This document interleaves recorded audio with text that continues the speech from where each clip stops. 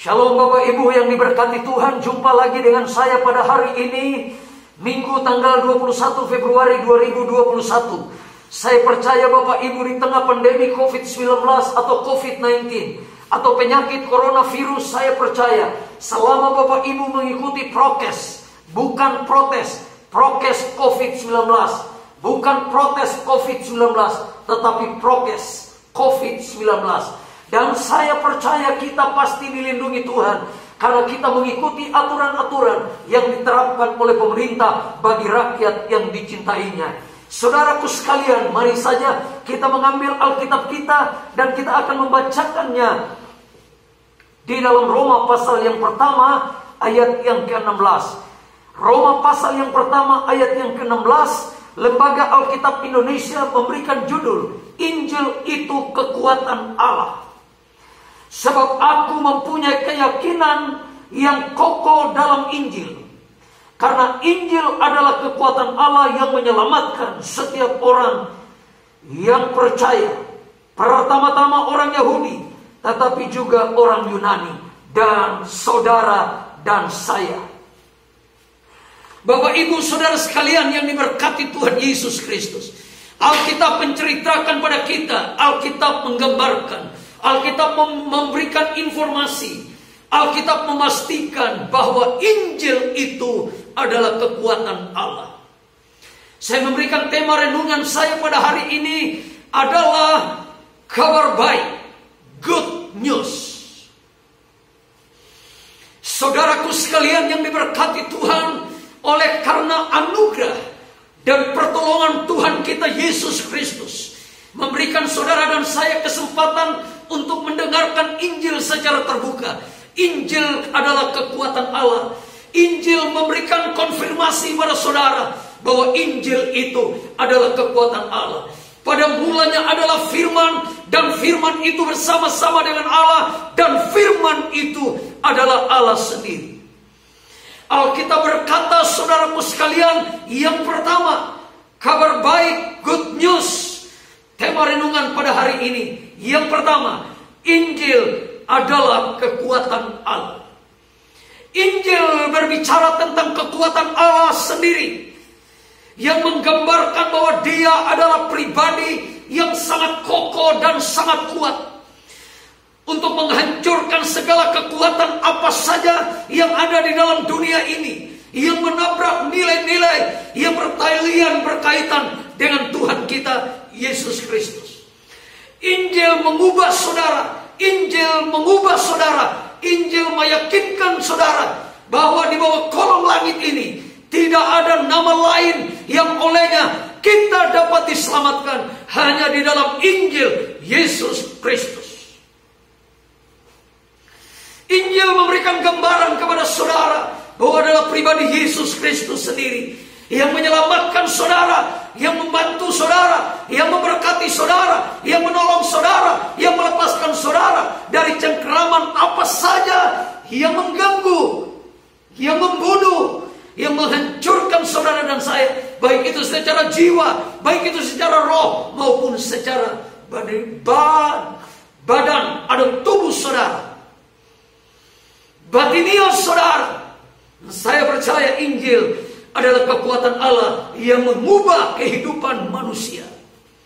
Yang kedua, saudara-saudara sekalian yang diberkati oleh Tuhan, good news atau kabar baik, Injil menyelamatkan setiap orang.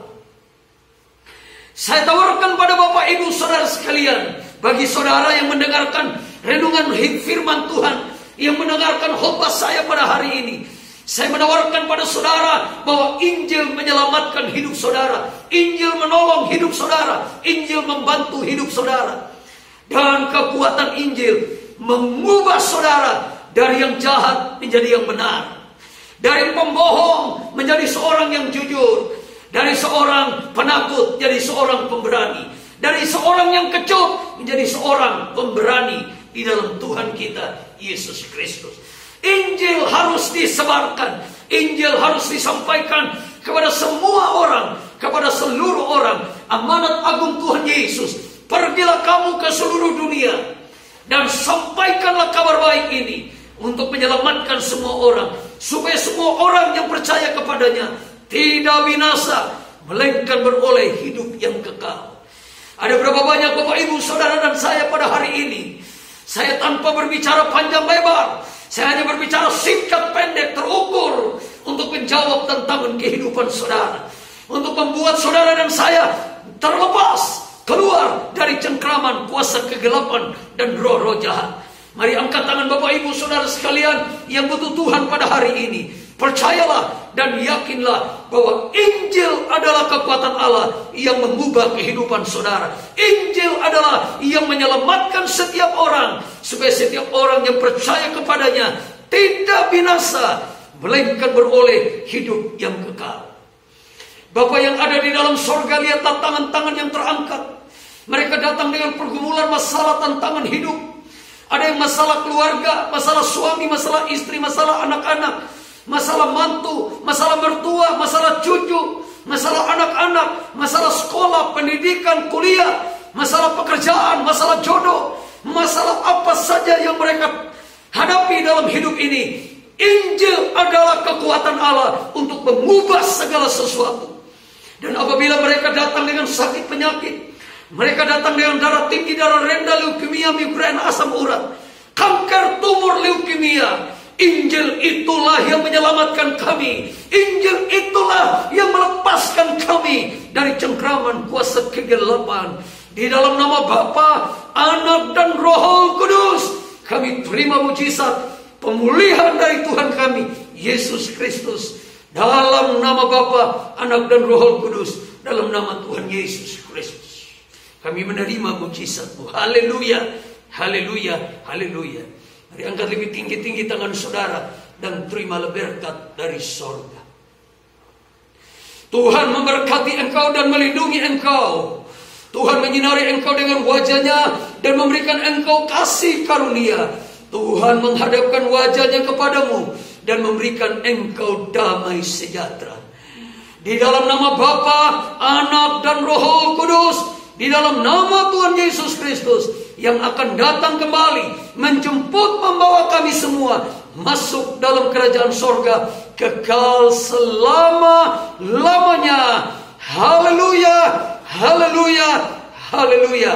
Amin. Bapak, Ibu, saudara-saudariku sekalian, informasi pertama yang saya sampaikan bertalian berkaitan dengan waktu yang diberikan oleh pemerintah berkaitan dengan COVID-19. Ada batasan-batasan waktu yang diberikan bagi kita. Ibadah Gereja Bethel Indonesia 2 kali. Ibadah pertama jam 9 pagi. Ibadah kedua jam 10 pagi. Setiap ibadah yang dilakukan hanya 1 jam saja. Pastikan Bapak, Ibu, dan keluarga, kami mengajak mari datang, alami mujizat karena doa. Ibadah dari hari Senin sampai hari Sabtu, kami belum ada tatap muka atau onsite atau offline. Tetapi kami menggunakan beberapa ibadah, bisa digunakan lewat Zoom, daring, berkaitan dengan para pelayan Tuhan ataupun jemaat Tuhan.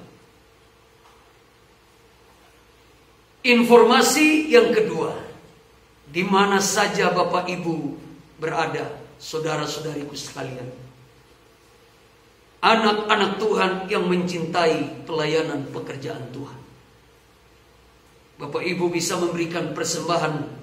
Bapak Ibu, persembahan ucapan syukur, persembahan persepuluhan, persembahan dana misi penginjilan, persembahan gerakan 1.000 rupiah, persembahan dana pembangunan gereja, persembahan dana diakonia, atau persembahan apa saja yang Bapak Ibu berikan bisa ditransferkan ke Bank BCA Bekasi dengan nomor rekening 066 101 4236. Sekali lagi, Bank BCA Bekasi dengan nomor rekening 066 101 4, 2, 3, 6.